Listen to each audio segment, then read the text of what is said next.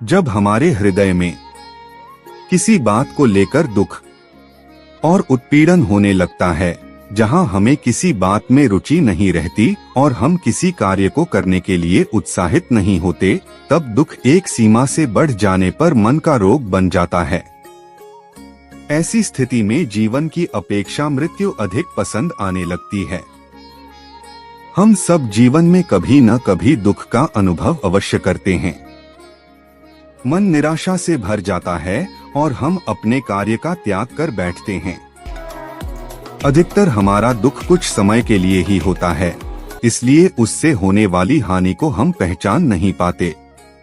किंतु उदासीनता धीरे धीरे आदत का रूप धारण कर लेती है और हम बार बार दुख के कारण अपने कार्य अधूरे छोड़ देते हैं। क्या हमारे सबके साथ ऐसा नहीं होता? तो वास्तव में दुख क्या है? इसका जन्म कहां से होता है? इससे छूटने का उपाय क्या है? वास्तव में दुख मन की ऐसी स्थिति का नाम है जब हमें अपनी तकलीफों और कठिनाइयों का कारण बाहर दिखाई देता है। हम कहते हैं कि समाज बुरा है, नौकर या स्वामी गलत हैं, पति या पत्नी का बर्ताव अनुचित है, जीवन की परिस्थितियां प्रतिकूल हैं, वक्त हमारा साथ नहीं दे रहा आदि। और जब दुख का कारण बाहर होता है तो उसको बदलने का हमारे पास कोई मार्ग नहीं होता। क्या यह सत्य नहीं है? हम समय को किस प्रकार बदल सकते हैं? परिस्थितियों में कैसे परिवर्तन ला सकते हैं? अर्थात हम स्वयं को निस्सहाय मानने लगते हैं और वहीं से दुख का जन्म होता है।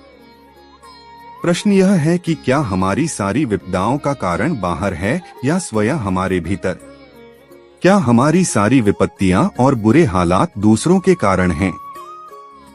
क्या हमारा परिवार हमारा शत्रु है?